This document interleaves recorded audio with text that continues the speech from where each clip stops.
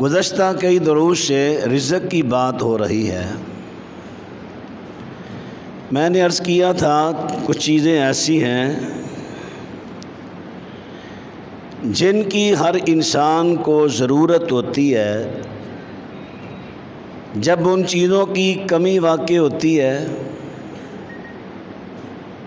تو جو اسباب کمی کے ہوتے ہیں انسان اس کی طرف توجہ نہیں دیتا، بلکہ انسان غیر اللہ کی طرف دوڑتا ہے۔ کسی نے کہا فلاں بابا جی کا ایک تعویذ لے لو، آپ فیکٹریوں کے مالک بن جائیں گے، رزق وافر ہو جائے گا۔ فلاں بزرگ کے پاس جاؤ، کسی نے آپ کا رزق باندھ دیا ہے، وہ بزرگ کھول دیتے ہیں، چونکہ اس وقت وہ ضرورت مند ہوتا ہے۔ ضرورت انسان کو ایسے کام کرنے پر مجبور کر دیتی ہے جو وہ نہیں بھی کرنا چاہتا۔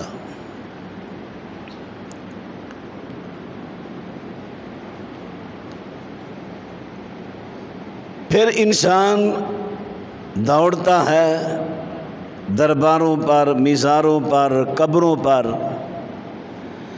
اگر کسی نے پتھروں کا کہہ دیا تو اسی پر عمل کر لیتا ہے۔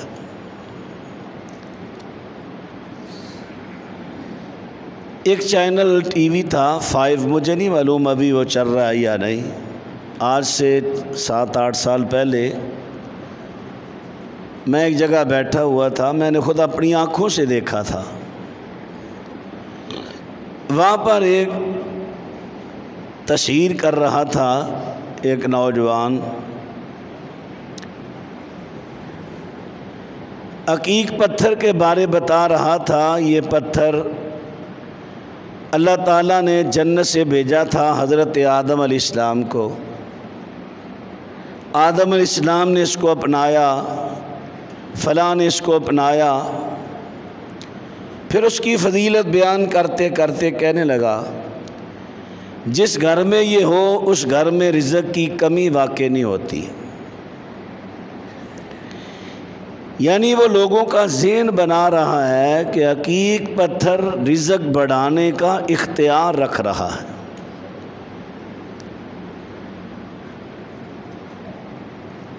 دراصل یہ عقیدہ کہاں سے چلا؟ اگر آپ البدایہ والنہایہ کا مطالعہ کریں، مکہ معظمہ کا بنو خزاع قبیلے کا جو سردار تھا عمر بن لوہیش، یہ جب شام کے دورے پر گیا تو وہاں ایک قبیلہ تھا بنو قزاع، یہ تھا بنو خزاع، وہ تھا بنو قزاع۔ اس نے دیکھا وہ لوگ، ان کا ایک بابا تھا جس کا نام تھا ہبل۔ ہبل فوت ہو گیا۔ اب ہبل کی انہوں نے مورتی بنائی عقیق پتھر کی، اس کی وہ پوجا کرنے لگے۔ مشکل وقت میں اس کو پکارنا، برسات نہ ہونی تو اس سے برسات طلب کرنی، عزت اور اولاد طلب کرنی۔ یہ جب گیا اس نے دیکھا یہ کیا کر رہے ہو؟ انہوں نے کہا یہ ہمارے الہ ہیں۔ وہ الہ ہی بولتے تھے کیونکہ ان کو معلوم تھا الہ کا معنی ہے اختیار رکھنے والا، خدائی اختیار رکھنے والا، کہ اللہ نے ان کو اپنے اختیارات دیے ہوئے ہیں۔ کہنے لگا اچھا یہ بات ہے تو اس کی ایک ڈپلیکیٹ مجھے بھی دے دو۔ انہوں نے پھر عقیق پتھر کی اس کی ڈپلیکیٹ بنائی اسی بت کی۔ یہ اسے لے کر آیا، بیت اللہ میں اسے نصب کر دیا۔ بیت اللہ میں، مکہ مکرمہ میں بیت اللہ میں سب سے پہلے بتوں کو نصب کرنے کا طریقہ رائج کیا تو یہی وہ شخص تھا، عمر بن لوحش۔ عمر بن لوحش چونکہ بڑا مالدار آدمی تھا،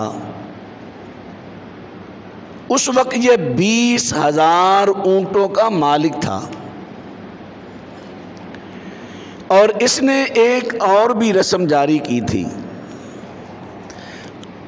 20,000 اونٹوں میں سے 20 اونٹوں کی اس نے آنکھیں نکال دی تھی،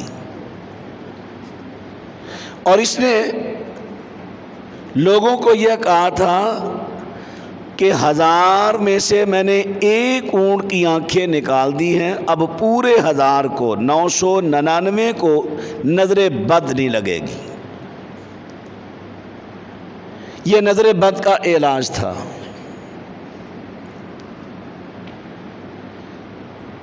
اور جو اونٹ جس کی نسل سے لگاتار 3 مذکر اونٹنیاں جنم دیں اس کو آزاد کر دیا جاتا تھا بتوں کے نام۔ یہ بھی رسم اس نے شروع کی تھی۔ یہ ابھی تو میں اشارہ کر رہا ہوں، انشاءاللہ اس کی تفصیل آئے گی، اور یہ اب بھی آزاد ہو رہی ہے۔ یہ رسم ابھی بھی جاری ہے مسلمانوں میں۔ یہ مسلمانوں کی رسم نہیں تھی، کفار کی تھی، لیکن اب بھی یہ رسم جاری ہے۔ بابے دیاں گاواں آ گئیاں، اور ایک علاقہ میں بابے کی بھینسیں بھی ہیں۔ یہ وہی طریقہ ہے مرے ہوئے بابوں کے نام کے جانور آزاد کرنے۔ تو اس کی تفصیل انشاءاللہ آئے گی اپنے وقت پر۔ تو جو میں اشارہ کر رہا ہوں یہ تھا عمر بن لوحش۔ اللہ کے رسول علیہ السلام نے دیکھا جہنم میں عمر بن لوحی کی آنتڑیاں اس کے گرد ایسے گھوم رہی ہیں جیسے چکی گھومتی ہے۔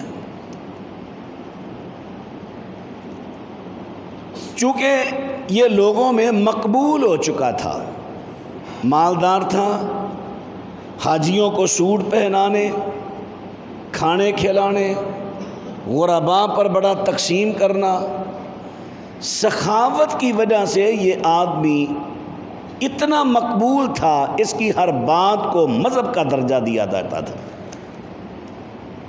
آج کل بھی ایسا ہے۔ اب یہ عمر بن لوحش اس نے عقیق پتھر کا بت جس کا نام تھا ہبل بیت اللہ میں لا کر نصب کیا۔ جب مکہ فتح ہوا، حضرت عبداللہ ابن عباس رضی اللہ عنہ فرماتے ہیں اللہ کے رسول نے دروازہ جب کھلوایا بیت اللہ شریف کا، فرمایا میں نے اندر داخل نہیں ہونا، پہلے اس کو بتوں سے صاف کرو۔ صحابہ اندر گئے، بیت اللہ کے اندر سے تمام بتوں کو نکالا، اور اس میں سے ابراہیم اسماعیل کے بھی بت نکلے۔ ایک بات بڑی معروف ہے کہ مکہ فتح ہوا تو اللہ کے رسول بیت اللہ میں داخل ہوئے، بت اونچے تھے،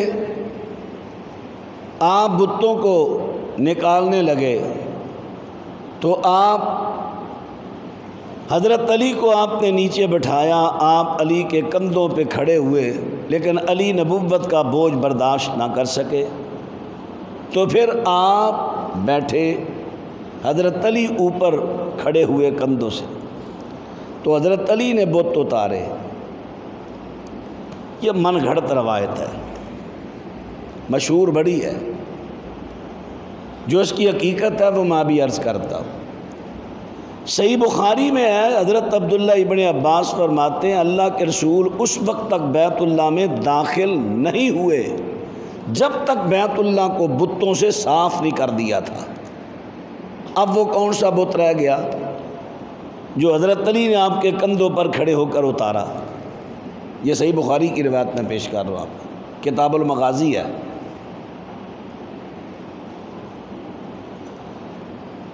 اور جو بیت اللہ کے باہر دیواروں پر بھی چھوٹے چھوٹے بت نصب تھے 360، وہ اللہ کے رسول علیہ السلام نے اپنے ہاتھ میں چھڑی لی۔ پہلے میں نے اندر کے بتوں کی بات کی ہے، اب باہر کے۔ چھڑی لی، چھڑی سے بت اتارتے جاتے ہیں، نیچے گراتے جاتے ہیں، تو پڑھتے جاتے ہیں جاء الحق وزہق الباطل ان الباطل کان زہوقا۔ یہ آیت آپ کی زبان پر ہے، چھڑی سے اشارہ کرتے ہیں، بت نیچے گر جاتا ہے۔ اندر باہر کے بتوں سے بیت اللہ کو صاف کیا۔ وہ جو حضرت علی والی بات ہے وہ مسند احمد کی روایت ہے، مختلف فی روایت ہے، بعض اس کو حسن کا درجہ دیتے ہیں لیکن اکثر کے نزدیک وہ ضعیف ہے۔ وہ اس وقت کی بات ہے جب اللہ کے رسول نے نبوت کا اعلان کیا تھا، تو بیت اللہ کی چھت پر بت تھے۔ تو حضرت علی رضی اللہ کہتے ہیں میں آپ کے کندھوں پر کھڑا ہوا، مجھے ایسے محسوس ہوا جیسے میں آسمان کے کناروں کو چھو رہا ہوں۔ میں نے اوپر سے بتوں کو نیچے گرایا، وہ شیشے کی طرح ٹوٹنے لگے۔ تو جب بت ہم نے گرا لیے تو میں اور اللہ کے رسول ہم جلدی سے پھر اپنے اپنے گھروں کو چلے گئے۔ لیکن یہ روایت میں نے عرض کی اکثر کے نزدیک یہ روایت سندر ضعیف ہے۔ وہ جو فتح مکہ کی بات لوگوں نے معروف کی ہے وہ بالکل من گھڑت ہے کہ اس وقت حضرت علی نے آپ کے کندھوں پر سوار ہو کر بت اتارے تھے۔ یہ حبل بت تھا عقیقہ۔ اب عقیق پتھر کے متعلق میں نے آپ کو واضح کر دیا۔ اس پر جو اعتماد تھا چونکہ انہوں نے بت ہی اس پتھر کا بنایا تھا، اب اس پتھر کی شان فضیلت جو بھی ہے وہ کفار کے نزدیک ہے، مسلمانوں کے نزدیک نہیں۔ ہاں ایک بات ضرور ہے، ہر چیز میں اللہ نے کوئی نہ کوئی تاثیر پیدا کی ہے، کچھ مخفی کچھ ظاہری۔ بعض چیزیں ظاہری ہوتی ہیں، زبان سے چکھو تو ان کا ذائقہ ہوتا ہے، اور کچھ تاثیر وہ ہوتی ہے جو انسان کو فائدہ دیتی ہے، کچھ نقصان دیتی ہے، وہ ایک الگ بات ہے۔ تاثیر، یہ زمین کے ٹکڑے دیکھیں، اس کی تاثیر الگ الگ ہے۔ نبی علیہ السلام جب بیمار ہوئے تھے نا تو آپ نے فرمایا تھا مختلف کنووں سے 7 مشکیزیں پانی کے جمع کرو اور اس پانی کو مجھ پر بہاؤ۔ اس کا مقصد یہ تھا زمین کے ٹکڑوں کی تاثیر الگ الگ ہوتی ہے، یہاں کے پانی کی تاثیر الگ ہے، ادھر کے پانی کی تاثیر الگ ہوگی۔ ہمارے لاہور میں دیکھ لیں، کئی جگہ ایسی ہیں جہاں زمین کا پانی ٹھیک ہے، پینے کے قابل ہے، اور کئی جگہ ایسی ہیں وہاں کا پانی پینے کے قابل ہی نہیں۔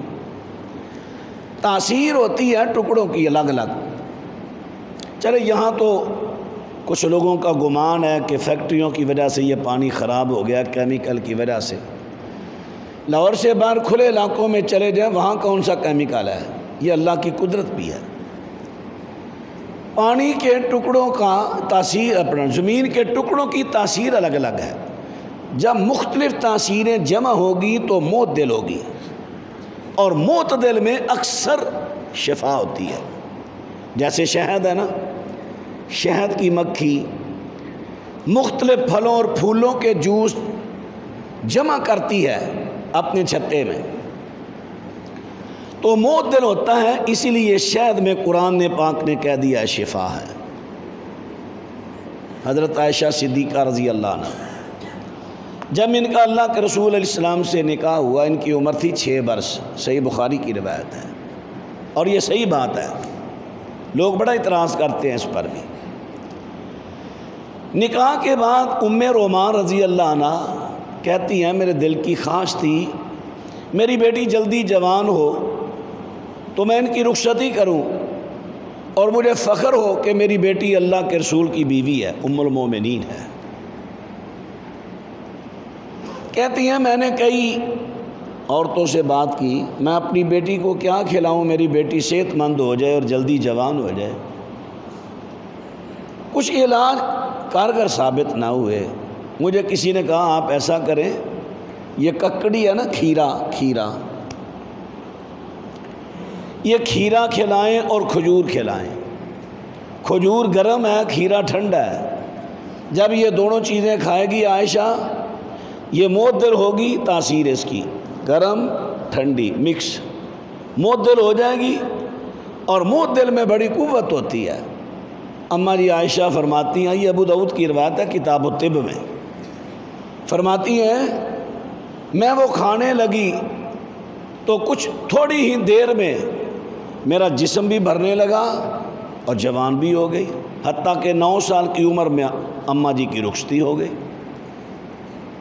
یہاں ان لوگوں کا بھی بڑا رد ہے جو کہتے ہیں دیکھیں تاریخ تو کہتی ہے اس وقت حضرت عائشہ صدیقہ کی عمر 18 برس بن رہی ہے، اگر 18 برس ہے، 18 برس کی تو بچی مکمل جوان ہوتی ہے، اس کو کھیرے کھجور کھلانے کی کیا ضرورت ہے؟ ان لوگوں کا بھی رد ہے اس میں۔ تو بات کر رہا تھا معتدل تاثیر، یہ فائدہ مند ہوتی ہے۔ تو بات یہاں سے چلی، تاثیر اللہ تعالیٰ نے ہر چیز میں پیدا کی ہے، لیکن یہ تاثیر نہیں کہ وہ رزق کے بڑھانے اور گڑھانے کا اس کے پاس اختیار ہے، یہ اختیار صرف اللہ کے پاس ہے، اللہ کے پاس۔ تو عرض کر رہا تھا چونکہ رزق انسان کی ضرورت ہے، تو انسان کو جب اس ضرورت کی کمی واقع ہوتی ہے تو پھر انسان اس کمی کو پورا کرنے کے لیے نہ حق دیکھتا ہے نہ حق دیکھتا ہے، بس دوڑ لگا دیتا ہے جہاں سے جیسے یہ ضرورت پوری ہو۔ یہ عامی لوگوں کی بات کر رہا ہوں، لیکن جو دین کو سمجھنے والے لوگ ہیں وہ یہاں پر بھی بڑے تحمل سے قدم اٹھاتے ہیں، سوچ سمجھ کر اٹھاتے ہیں۔ اب ہم عرض کرتے ہیں، یہ تو بات میں نے عرض کی ہے رزق کے حوالہ سے۔ اب ہم آتے ہیں قرآن و سنت کی روشنی میں، رزق کو کم کرنے کے کیا اسباب ہیں، رزق کو بڑھانے کے کیا اسباب ہیں۔ گناہوں کی وجہ سے رزق کم ہوتا ہے۔ گناہ کون کون سے ہیں جن کی وجہ سے رزق کم ہوتا ہے، اس کی تفصیل انشاءاللہ عرض کروں گا، لیکن ابھی میں عرض کرنے لگا ہوں وہ کون کون سے اعمال صالحہ ہیں جن کی وجہ سے انسان کا رزق بڑھتا ہے، وسیع ہوتا ہے، رزق میں کشائش ہوتی ہے۔ سب سے پہلے تو اللہ پر عقیدہ رکھنا چاہیے کہ رزق دینے والا حقیقی رازق صرف اللہ ہے۔ پھر دوسری بات، اس سے رزق مانگو، وہ خوش ہوتا ہے، مانگتے رہو، ہر وقت مانگو۔ قرآن پاک میں ہے نا وَارْزُقْنَا، اے اللہ ہمیں رزق دے، یہ صالحین کی دعا کے الفاظ ہیں۔ وَارْزُقْنَا وَأَنْتَ خَيْرُ الرَّازِقِينَ، تو ہی بہتر رزق دینے والا ہے، ہمیں رزق عطا فرما۔ اللہ اکبر۔ جناب عیسیٰ علیہ السلام کے یہ الفاظ تھے جو انہوں نے فرمائے تھے۔ نبی کریم صلی اللہ علیہ وسلم فرماتے ہیں اذا قلتا، اے بندے جب تو کہتا ہے نا اللہم ارزقنی، اے اللہ مجھے رزق دے، تو تجھے اللہ جواب دیتا ہے۔ اللہ کہتا ہے قال اللہ کہتے ہیں قد فعلت، ٹھیک ہے میں نے تجھے رزق دے دیا۔ شعب الایمان امام بہقی رحمہ اللہ اس میں یہ حدیث لائے ہیں، سند اس کی صحیح ہے، شیخ البانی نے بھی اس کو صحیح قرار دیا ہے۔ اب اللہ کے رسول نے فرمایا رزق مانگو اللہ سے، رزق مانگو، ہمیں جب بھی مانگنا ہو رزق اللہ سے مانگا کرو۔ اللہ کے رسول صلی اللہ علیہ وسلم، اماں جی فرماتی ہیں ام سلمہ رضی اللہ عنہ کہ اللہ کے رسول علیہ السلام یہ دعا کیا کرتے تھے، اللہم انی اسألک علما نافعا ورزقا طیبا وعملا متقبلا۔ اے اللہ میں تجھ سے مانگتا ہوں ایسا علم جو نفع والا ہو، اور اے اللہ میں تجھ سے سوال کرتا ہوں ایسے رزق کا جو طیب ہو، صاف ستھرا پاک ہو، اور اے اللہ میں تجھ سے سوال کرتا ہوں ایسے عمل کی مجھے توفیق دے جو قبول ہو جائے۔ سبحان اللہ، کتنے پیارے الفاظ ہیں اللہ کے رسول علیہ السلام کی دعا کے۔ یہ مسند سنن ابن ماجہ کی روایت ہے، اور مسند احمد کی حدیث ہے، اللہ کے رسول فرمایا کرتے تھے اللہم اجعل رزق آل بیتی قوتاً، اے اللہ میرے گھر والوں کو ایسا رزق دے جس سے ان کو قوت حاصل ہو۔ پھر اللہ کے رسول علیہ السلام کی ایک اور دعا ہے، اللہم اغفر لی ذنبی ووسع لی فی داری، اے اللہ میرے گناہ بخش دے۔ اللہ کے رسول کے گناہ نہیں تھے، یہ جو غفر ہے نا، غفر، جو گناہ گار ہوگا غفر کی دعا کرے گا تو اللہ اس کے گناہ معاف کرے گا، اگر گناہ نہیں تو اللہ اس کے درجات بلند کرے گا۔ یعنی آپ کہہ رہے ہیں اللہم اغفر لی ذنبی، اے اللہ میرے گناہ معاف فرما، یعنی اللہ میرے درجات بلند فرما۔ ووسع لی فی داری، اللہ میرے گھر میں وسعت بخش دے، اللہ میرے گھر میں وسعت بخش دے۔ اللہ کے رسول صلی اللہ علیہ وسلم کی جو کلام ہوتی تھی نا وہ بڑی جامع ہوتی تھی، جامع۔ آپ نے فرمایا نا مجھے اللہ نے جامع کلام بخشی ہے۔ حضرت کے ایک ایک لفظ میں کئی کئی معانی ہوتے تھے۔ ووسع لی فی داری، اللہ میرے گھر میں وسعت بخش دے۔ سبحان اللہ، میں بھی یاد کرتا ہوں، آپ بھی یہ دعا یاد کریں، کمال کی دعا ہے۔ ووسع لی فی داری، اے اللہ میرے لیے میرے گھر میں وسعت بخش دے۔ کس کی وسعت؟ میرے گھر میں اخلاق کی وسعت بخش دے، نرمی کی وسعت بخش دے، رزق کی وسعت بخش دے، یعنی جتنی انسان کو گھر میں ضروریات ہیں سب کی وسعت بخش دے۔ پھر اللہ کے رسول علیہ السلام آگے فرمایا کرتے تھے وبارک لی فی رزقی، وبارک لی فی رزقی، اللہ برکت دے میرے رزق میں۔ برکت، البرکہ، امام بغوی رحمۃ اللہ علیہ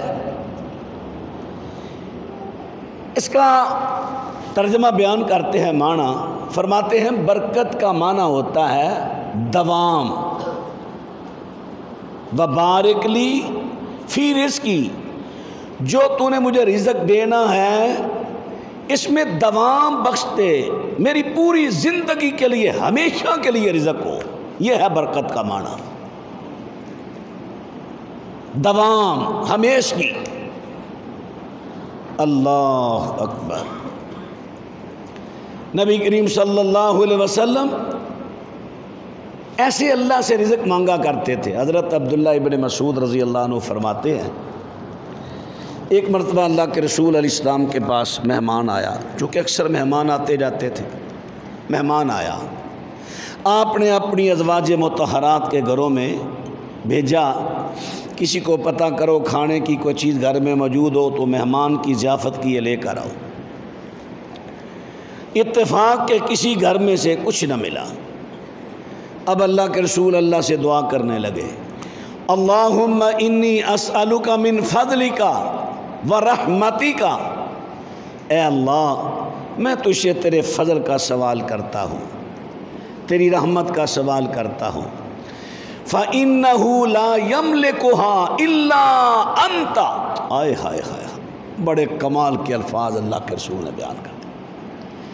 اے اللہ میں تیرے فضل تیری رحمت کا تجھ سے سوال کرتا ہوں جس کا اختیار تیرے علاوہ کسی کو نہیں۔ رحمت فضل عطا کرنے کا اختیار تیرے علاوہ کسی کو نہیں۔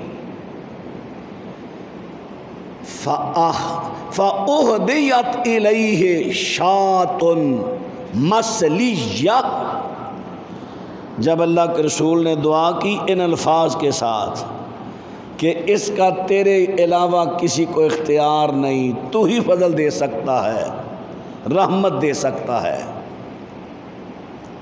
فضل جو ہوتا ہے نا، فضل اس کا معنی ہوتا ہے اضافی چیز، اضافی۔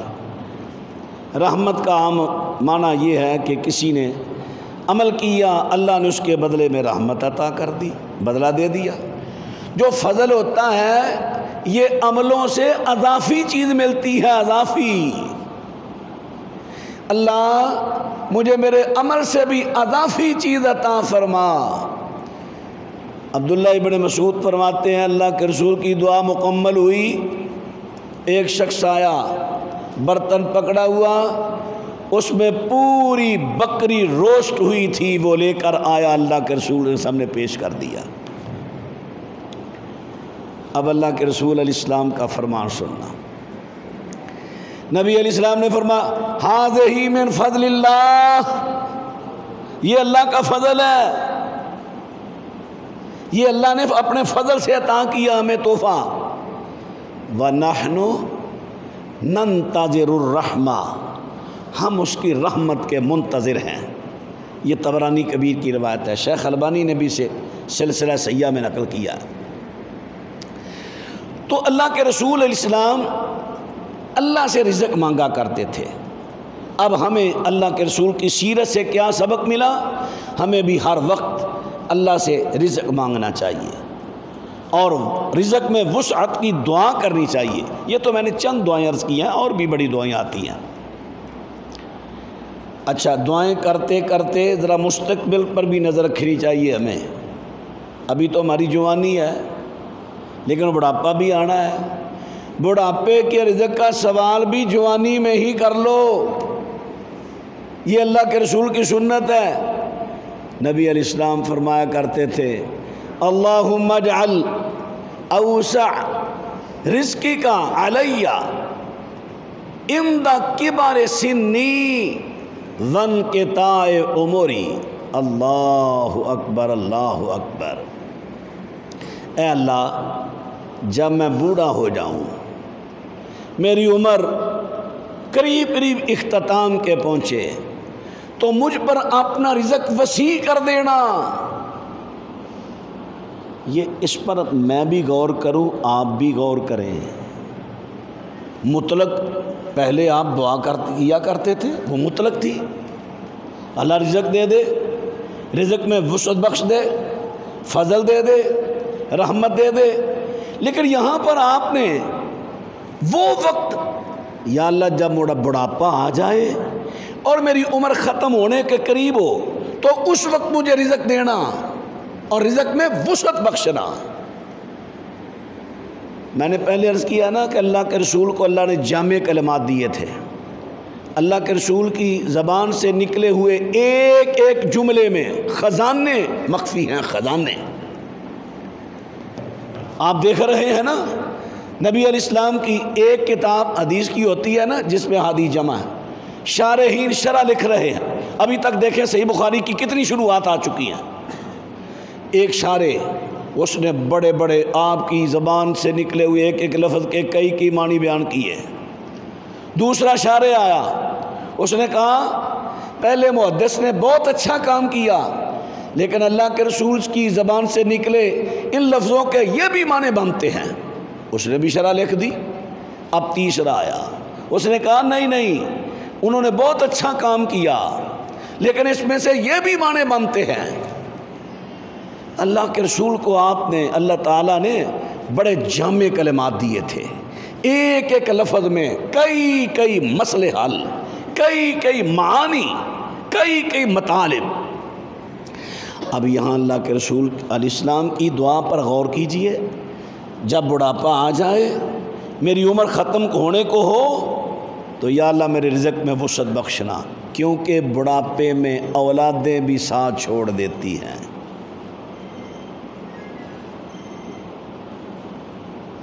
آپ نے بھی شاید وہ ویڈیو دیکھی ہوگی، ابھی 3-4 دن یا 5 دن ہو گیا میں نے دیکھی تھی فیس بک پہ۔ اسلام آباد کا کوئی آدمی تھا، اس کا ایک بیٹا تھا،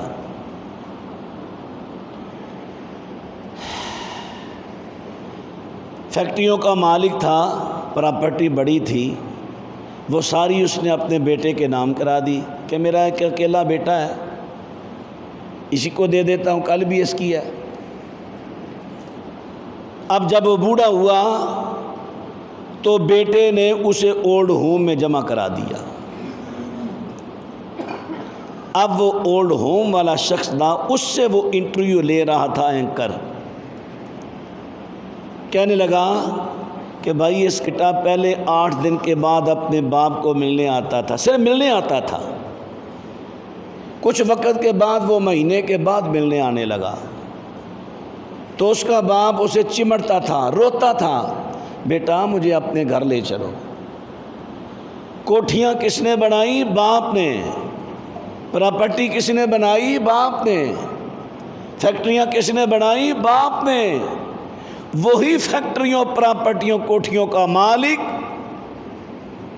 آج بڑھاپا آ گیا، اولڈ ہوم میں ہے، غیروں کے رحم و کرم پر، جہاں لوگ صدقے کا مال دیتے ہیں اب صدقے کا مال کھا رہا ہے۔ کہنے لگا، اس کے باپ نے کہا بیٹا آپ کی مہربانی مجھے گھر میں لے جاؤ۔ بیٹا نہیں ابو آپ یہیں ٹھہرے ہیں، آپ کا یہاں علاج بھی ہوتا ہے، ایسے ہے ایسے ہے ایسے ہے۔ چلا گیا۔ اس کے بعد کہتے ہیں کئی مہینے گزر گئے ہیں، وہ اپنے باپ کو ملنے کے لیے بھی نہیں آیا۔ اللہ کے رسول کی دعا کے الفاظ پہ غور کریں ہم۔ اللہ جب بڑھاپا آ جائے، میری عمر ختم ہونے کو ہو،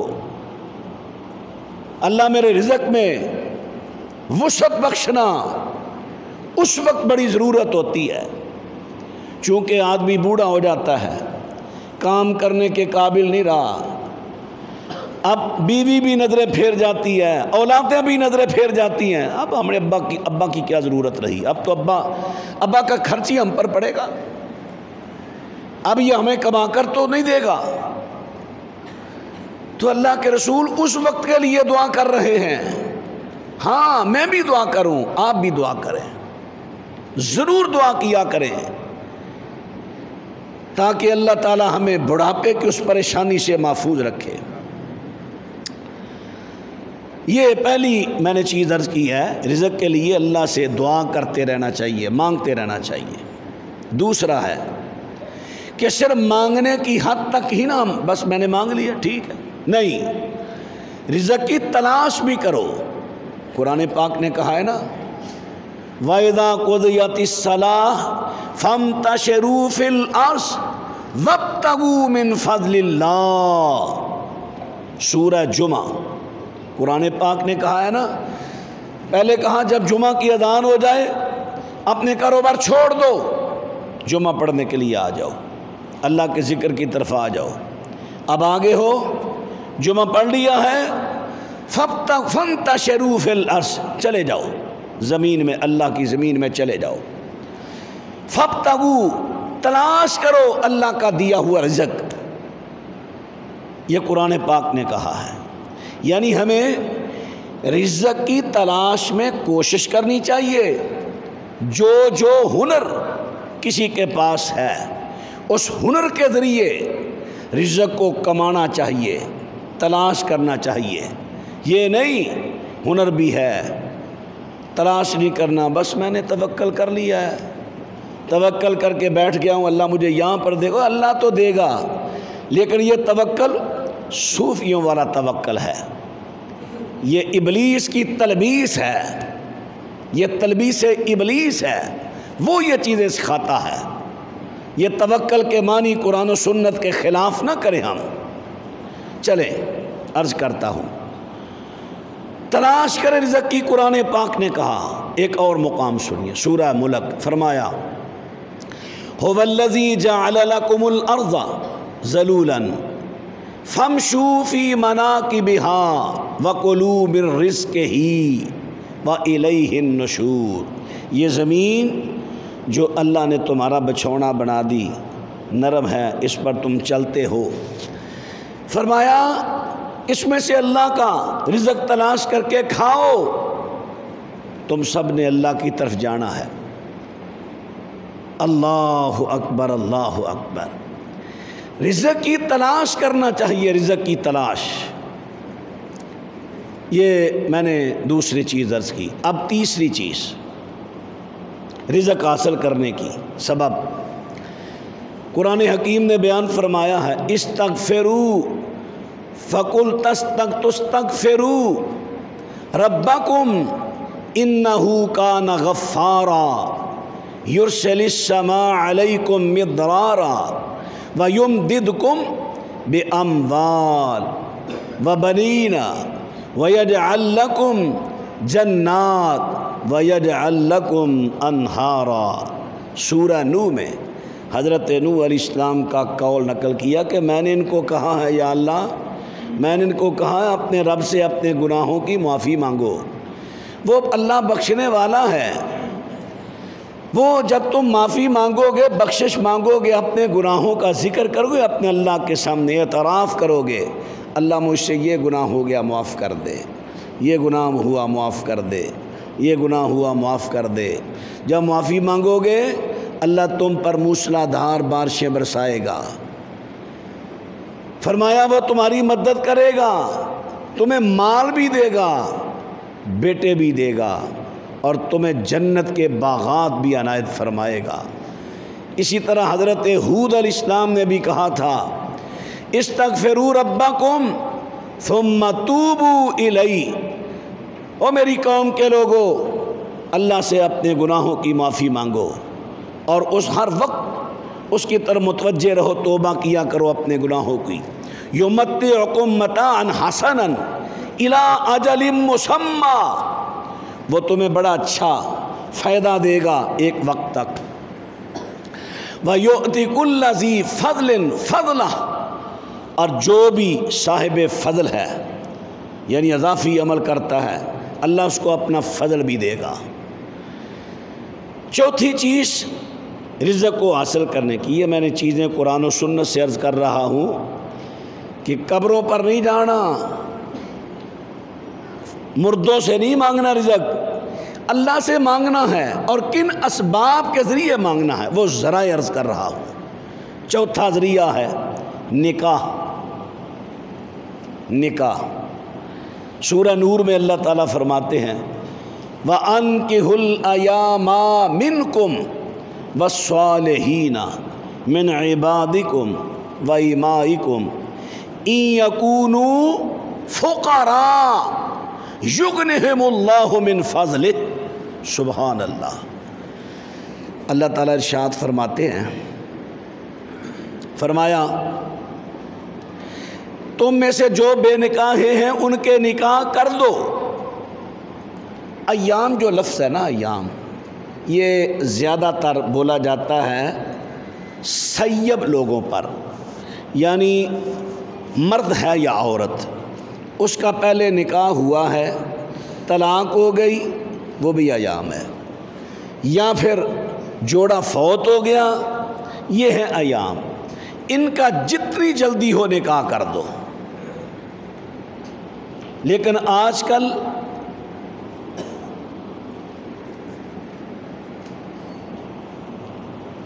ابا جی بوڑھے ہو گئے ہیں، بوڑھے سے مراد 50-60 برس کی عمر ہو گئی ہے، ماما فوت ہو گئی، بس آج کے بعد پاپا شادی کی بات نہیں کرنی آپ نے، جو کمانا ہے ہمیں دو، وہ جو آئے گی ہمارے حصے لے جائے گی۔ اب باپ شریعت جو حق دیتی ہے وہ بھی حق حاصل نہیں کر سکا اس نافرمان اولاد کی وجہ سے۔ اولاد کو تو چاہیے تھا، خود کہتے کہ ابا آپ بوڑھے ہیں، ہماری شادیاں تم نے کر دیا، ہم اپنے اپنے کمروں میں ہوتے ہیں، آپ اکیلے ہیں، آپ کو ایک ساتھی کی ضرورت ہے، ہم تلاش کر کے آپ کی شادی کریں گے۔ لیکن یہاں کی بعض اولادیں، اللہ تعالیٰ ان کو ہدایت نصیب فرمائے، اپنے باپ کا حق چھین رہے ہیں، ایسی اولادیں ظالم اولادیں ہیں۔ باپ ہو یا ماں ہو جو شریعت حق دیتی ہے دو ان کو۔ اب اللہ اس کا فائدہ کیا ہوگا؟ اولاد تو اکثر اس لیے چھین رہی ہے نا، جو آئے گی وہ ہمارا حق لے جائے گی، وراثت سے حصہ لے گی، روزانہ کا خرچہ لے گی۔ افسوس تمہاری سوچ محدود رہ گی۔ اور قرآن تو کہتا ہے کہ نکاح کرو، ان یکونوا فقراء، اگر وہ غریب ہے یغنہم اللہ من فضلہ، نکاح کی برکت سے اللہ اپنے فضل سے اس کو غنی کر دے گا، مالدار کر دے گا۔ نبی کریم صلی اللہ علیہ وسلم نے فرمایا نکاح کرو، تمہاری عورتیں تمہارے پاس مال لے کر آئیں گی، مال۔ اس مال سے مراد یہ نہیں کہ جہیز لے کر آئیں گی، اگرچہ میں جہیز کا قائل ہوں، جہیز اللہ کے رسول کی سنت ہے۔ ہمارے کئی لوگ جو بہت زیادہ پڑھ جاتے ہیں نا، وہ جہیز کو لعنت کہتے ہیں، بالکل غلط ہے ان کا جملہ۔ ہمارے بعض علماء اور بعض ٹی ویوں کے اینکر جہیز ایک لعنت ہے، جبکہ جہیز سنت ہے۔ ہاں یہ واجب نہیں، جواز ہے اس کا، جو دینا چاہے دے سکتا ہے، جو نہ دینا چاہے مطالبہ کرنا لڑکے کے لیے یا لڑکے والوں کے لیے جائز نہیں۔ دیکھا دیکھی کچھ ایسی باتیں ہوتی ہیں، جب لڑکے کی والدہ لڑکی والوں کے گھر جاتی ہے نا، وہ بڑے بہانے سے، اچھا موٹر سائیکل تو آپ نے وہ تو دینی ہے نا، اچھا اگر آپ گاڑی کا ارادہ ہو تو ہمیں بتا دینا تاکہ اپنے گھر کو بڑا گیٹ لگوا لیں۔ یہ دیکھیں مانگنے کا کیسا طریقہ ہے، انٹرنیشنل مانگت، کیسا طریقہ مانگنے کا۔ اچھا اگر آپ نے فریج دینی ہو تو ہمیں بتا دینا کون سا سائز دینا تاکہ اس کے مطابق وہ نیچے رکھنے والی ہم پھٹی تو بنوا لینا سٹینڈ اس کا۔ جس نے 50,000 کی فریج دینی ہے وہ 300 کا 400 کا سٹینڈ نہیں بنائے گا۔ یہ مانگنے کا طریقہ ہے۔ ایسے انٹرنیشنل مانگتوں کو اللہ پر بھروسہ کرنا چاہیے، لڑکی والوں پر نظر نہیں رکھنی چاہیے، ان کے مال پر۔ اب جو اللہ کے رسول نے فرمایا بیوی شادیاں کرو، نکاح کرو، تمہاری بیویاں مال لے کر آئیں گی، اس کا کیا معنی ہے؟ اس کا معنی یہ ہے، وہ جو صحیح بخاری کی روایت ہے، اللہ کے رسول فرماتے ہیں نا، جب بچہ اپنی ماں کے شکم میں ہوتا ہے، ابھی 4 سوا 4 یا 4.5 ماہ گزرتے ہیں شکم میں، اس کا ڈھانچہ تیار ہو گیا، ابھی روح نہیں ڈالی گئی، تو اللہ تعالیٰ فرماتے ہیں فرشتے کو اکتب عملہ، اس کی عمل لکھ، اس نے دنیا میں جو کچھ بھی کرنا ہے نا، جا کر مجھے معلوم ہے کیا کرے گا، لکھ، ورزقہ، اس کا رزق لکھ، ہم نے اس کو پوری زندگی میں کتنا رزق دینا ہے وہ لکھ۔ اب رزق ماں کے شکم میں لکھا گیا، ماں کے شکم میں رزق لکھا گیا۔ اب جو رزق لکھا گیا وہ رزق اللہ کے رسول فرماتے ہیں جو انسان کے نصیب میں رزق لکھا گیا وہ اس کے ایسے ملے گا جیسے موت اسے تلاش کر کے ملتی ہے، ایسے ملے گا، اور اتنا ہی ملے گا جتنا لکھا ہے۔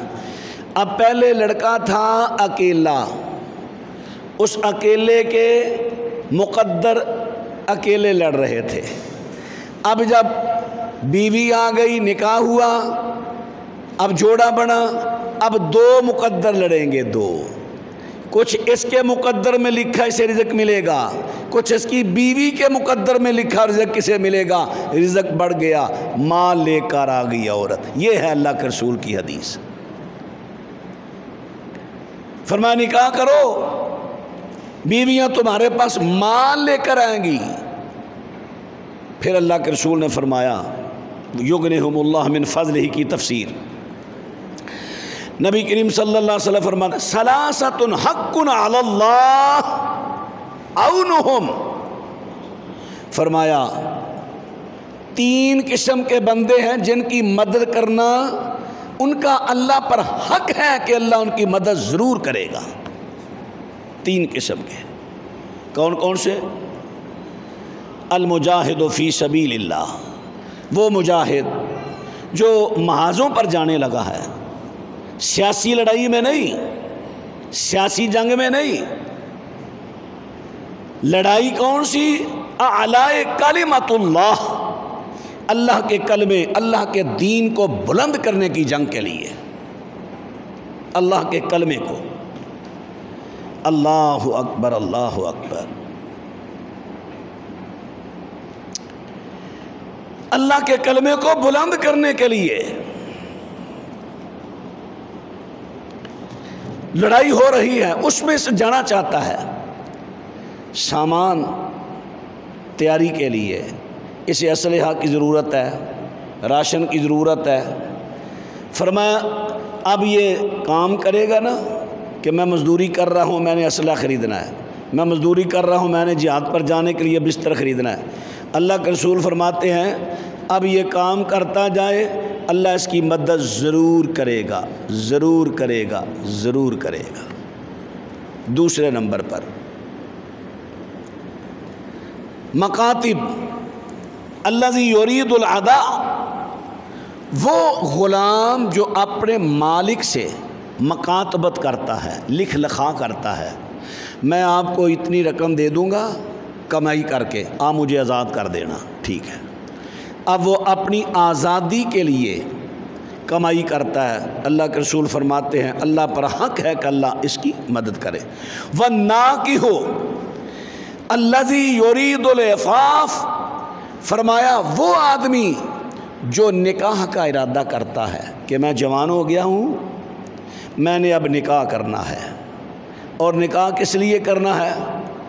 یرید العفاف، فرمایا وہ اس چاہتا ہے میں نکاح کروں تاکہ میں برائیوں سے بچ جاؤں، میری نظر محفوظ ہو جائے، میری شرمگاہ محفوظ ہو جائے، میں کوئی برائی نہ کر، میری شادی ہو جائے، اللہ مجھے جب اہلیہ دے گا تو میں ازدواجی تعلق اپنے گھر میں ہی رکھوں گا، باہر کسی سے نہیں۔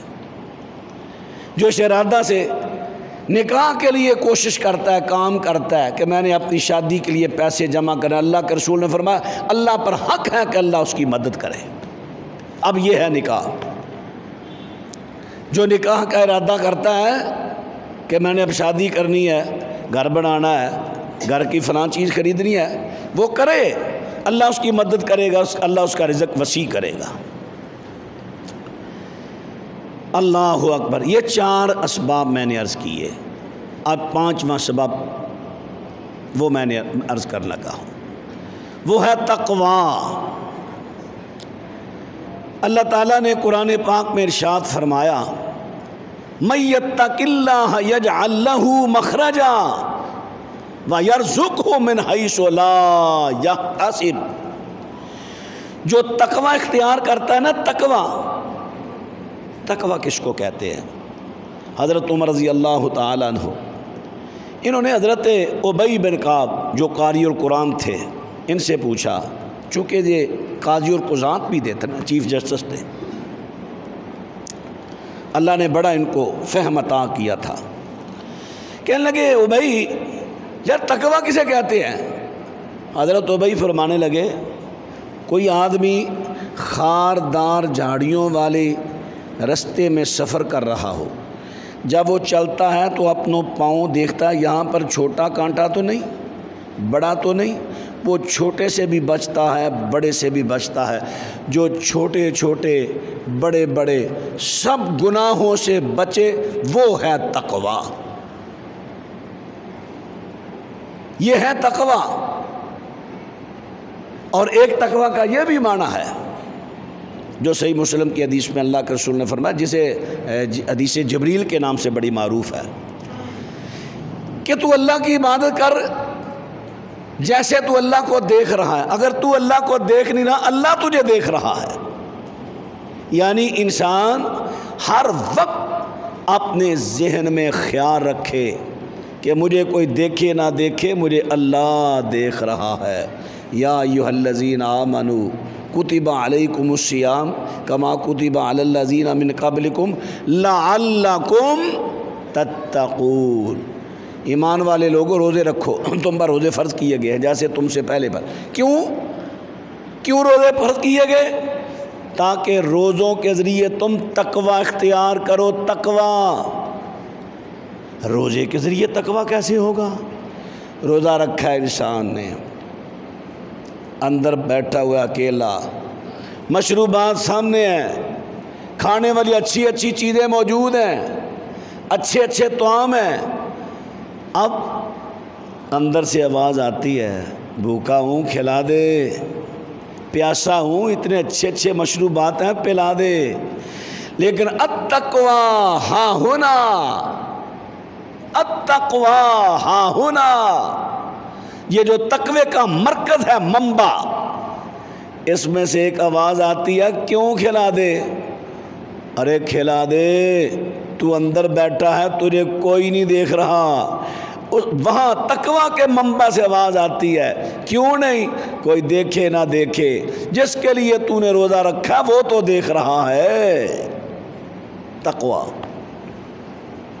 گزشتہ درس میں شاید آپ کو یاد ہو، میں نے شعب الایمان کی ایک روایت پیش کی تھی نا، عبداللہ ابن عمر رضی اللہ عنہ والی، وہ جو چرواہے والی بات تھی، جو چرواہے کو حضرت عبداللہ ابن عمر نے کہا تھا نا کہ یار یہ بکری بیچ دو۔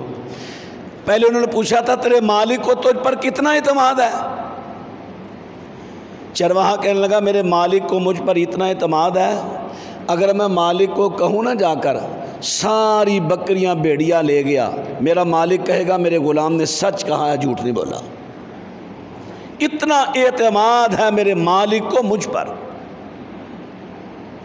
تو حضرت عبداللہ ابن عمر کہنے لگے اچھا اگر تیرے مالک کو تجھ پر اتنا اعتماد ہے، یار ایک بکری ہمیں بیچ دے، ہم پیسے دیتے ہیں اور اسے ابھی ذبح کرتے ہیں، گوشت بناتے ہیں، سالن بناتے ہیں، ہم بھی کھائیں گے، تجھے دے دیں گے، رات کو جا کر روزہ بھی افطار کرنا۔ کہنے لگا مالک کو کیا کہوں گا، مالک کو کیا دینا، بھیڑیا آیا تھا لے گیا، تیرے مالک کو تجھ پر اعتماد ہے، وہ مان جائے گا۔ تو وہ غلام جلدی سے بولا این اللہ، میں مالک تو کہہ دوں گا، اللہ کو کیا جواب دوں گا، وہ تو مجھے دیکھ رہا ہے نا۔ یہ تھا تقویٰ۔ پھر آپ کو یاد ہوگا میں نے وہ روایت پوری پیش کی تھی نا کہ تقوی کی وجہ سے پھر اللہ نے اس کو ایسا رزق دیا جہاں کا اسے وہم و گمان بھی نہ تھا۔ عبداللہ ابن عمر نے اس کے مالک کا ایڈریس لیا، جا کر بکریاں خریدی، غلام خریدا، جب یہ بکریاں لے کر آیا کہا بھائی اپنے مالک سے پوچھ لے، میں نے بکریاں بھی خرید لی، تجھے بھی خرید لیا۔ کہنے لگا ہم تو غلام ہیں سر، آپ کی غلامی کرے، پہلے ان کی تھی، اب نہیں، اب غلام نہیں تو، میں تیرا تقویٰ دیکھ کر اتنا متاثر ہوا ہوں، یہ بکریاں تیری ہیں اور تجھے میں نے اللہ کے لیے آزاد کر دیا ہے۔ وَيَرْزُقْهُ مِنْ حَيْثُ لَا يَحْتَسِبُ، جو تقویٰ اختیار کرے ہر جگہ جہاں بھی شیطان اپنا داؤ لگانے لگے، جہاں بھی پھسلنے لگے، فوراً یہ بات اپنے ذہن میں رکھے، مجھے کوئی دیکھے نہ دیکھے، مجھے میرا اللہ دیکھ رہا ہے، مجھے میرا اللہ دیکھ رہا ہے۔ فرمایا مَن یتق اللہ یجعل لہ مخرجا وَيَرْزُقْهُ مِنْ حَيْثُ لَا يَحْتَسِبُ، یہ سورہ طلاق 28واں پارہ ہے۔ اور سورہ اعراف میں اللہ تعالیٰ فرماتے ہیں وَلَوْ أَنَّ اہل القری آمنوا واتقوا لفتحنا علیہم برکات من السماء والارض۔ فرمایا اگر یہ بستیوں والے لوگ ایمان لائیں، اللہ اس کے رسول پر یقین کریں، ان کی باتوں کو مکمل یقین سے مانیں اور تقوی اختیار کریں، لفتحنا علیہم برکات من السماء والارض، ہم آسمان سے اور زمین سے برکتوں کے خزانوں کے منہ کھول دیں گے۔ اور کیسی برکت؟ میں نے پہلے اس کا معنی عرض کر دیا ہے۔ برکت کا معنی دوام، ہمیشگی، یعنی ایسا رزق ملے گا، ایسی مدد ملے گی جو دوام ہمیشہ والی ہوگی۔ عرب کے بعض شیوخ، بعض علماء اور بعض سلفی لوگ، آپ ان کا تقوی دیکھیں تو حیران ہو جائیں گے۔ میرا مدینہ شریف میں ایک یوسف صاحب ان کا نام ہے، آگے لقب ان کا یا برادری ہے ان کی، مجھے وہ تھوڑا سا بھول گیا ہے۔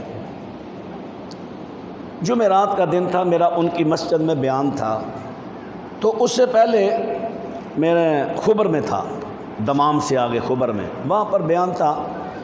میں وہاں پر پہنچا تو مجھے وہ رات بیان ہوا، صبح میرے دوست وہ مجھے لے گئے بحرین کے سمندر پر۔ میں نے ان سے کہا بھائی مہربانی کریں، میرا رات بیان ہے، مجھے آپ وہاں پہنچائیں، مغرب کے بعد مدینہ شریف میں، وہ جو بزرگ ہیں یوسف صاحب، ان کی مسجد۔ میں نے بڑا ان کو کہا، وہ دوست تھے محبت میں، اچھا چلے جاتے ہیں، ٹکٹ بھی کرا لیا تھا بائی ایئر، لیکن محبت میں اچھا چلے۔ اور میں نے کہا بھائی اللہ کے بندے، محبت مجھے نقصان نہ دے۔ وہ ایسا ہی ہوا، ہم لیٹ ہو گئے، وہاں پہنچے فائل کلوز ہو گئی تھی، پرواز بس چلنے والی تھی، میرا وہاں پر درس رہ گیا، نہ پہنچ سکا۔ اور وہ بزرگوں نے بڑا غصہ بھی کیا کہ ہم نے بڑا اہتمام کیا تھا۔ تو ان کی میں بات کرنے لگا، کہتے ہیں وہ مدینہ شریف کے تیسرے یا چوتھے مالی لحاظ سے شخصیت ہیں، وہ اتنا مال ہے اور اتنے متقی وہ آدمی ہیں، ان کے پاس موبائل ہی نہیں، بس ان کے جو غلام ہیں ان کے پاس موبائل، وہ پیغام دے دیتے ہیں اگر کوئی پیغام ہوتا ہے، وہ موبائل ہی رکھتے ہیں۔